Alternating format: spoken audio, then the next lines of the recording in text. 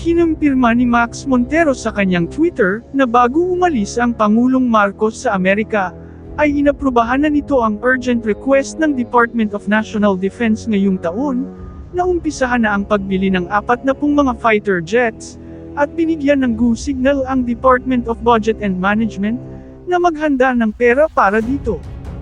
Mas mataas ito sa unang plano ng Department of National Defense, na 3 squadron o 3 eroplano lamang.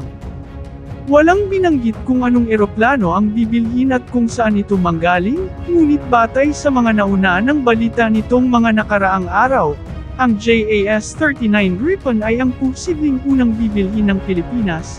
ngunit maaaring 10 na lang dito ang ma-deliver, dahil ang 4 sa 14 na eroplano ay i-deliver sa bansang Hungary. Matatandaan, na nauna nang nababalita noon na 14 na JAS-39 Gripen ang inihanda para sa delivery sa Pilipinas, ngunit dahil sa isyu ng budget at isyu ng paglabag sa human rights ng Pilipinas sa nakaraang administrasyon, ay nagkaroon ng pagkaantala sa pagbili nito, hanggang nag-request itong Hungary kamakailan, ng 4 na JAS-39 Gripen sa Sweden, na di naman nahindihan ng Sweden at ginamit ang 4 sa 14 na eroplano, na nakalaan sana para sa Pilipinas, kaya 10 na lang ang available ngayon. Ito ay nangangahulugang 2.5 squadron pa ang bibilhin ng bansa, na maaring F-16 ng Lockheed Martin. Ang 2.5 squadron ay katumbas sa 30 eroplano, na tutugma sa 40 na eroplano, kasama ang 10 mula sa Sweden. Matatandaan, na noong nakaraang buwan, ay sinabi ni Ambassador Romualdez sa isang interview, na ang Denmark ang isa sa mga source ng Pilipinas sa mga kailangang F-16 multi-role fighters.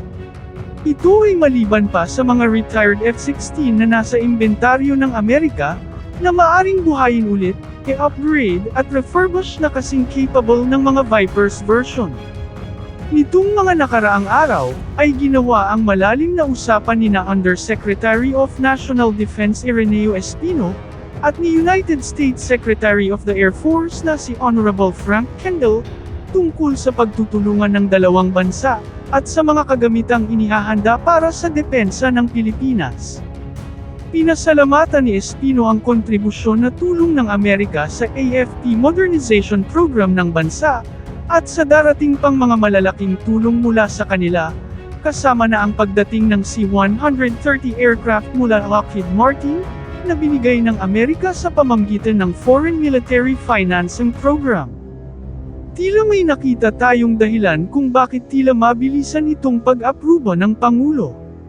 At sa pagpindot nito sa Department of Budget and Management sa paghanda ng pera, dahil ang bansang Greece, ay nag-announce na rin, na ibebenta nila ang hanggang 4 na F-16 mula sa kanilang inventaryo, upang bigyang daan ang pagdating ng mga F-35 Lightning sa kanilang Air Force, na nito lamang Enero, ay inaprubahan ng Amerika ang pagbenta ng 4 na F-35 sa kanila, bilang bahagi ng recalibration ng kanilang air power. Sinasabing karamihan sa mga F-16 na ito, ay kasalukuyan pang ginagamit ng kanilang Air Force, o ang tinatawag na nasa operational status ito. Kailangang makuha agad ito ng Pilipinas, dahil mukhang napupusuan din ito ng Ukraine, na labis na nangangailangan ng mga jet fighters ngayon, dahil sa kanilang patuloy na pakikidigma sa Russia. Bagamat ang mga F-16 mula sa Greece, ay mga Block 30 lamang, ngunit sa tulong ng Amerika, ay kayang-kaya itong i-upgrade hanggang Block 52, bago i-deliver sa Pilipinas.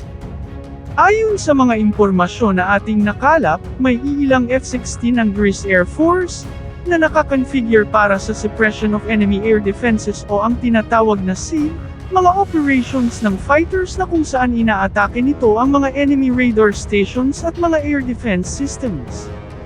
Ito ay ginagawa sa unang pagputok ng labanan. Kaya naman, itong Amerika at Pilipinas, ay nagsagawa ng ganung exercise, bilang paghahanda at pagsasanay, kung sakaling di maiwasang kailangang pasukin ng ating Air Force, ang mga fortified artificial island ng China sa West Philippine Sea, na binahayan ng kanilang mga radar, air defense system, at mga fighter and cargo aircrafts. Ang ating mga FA-50 ay walang kakayahan para dito, kaya kailangang mabilisan ng makuha ang mga F-16 na ito.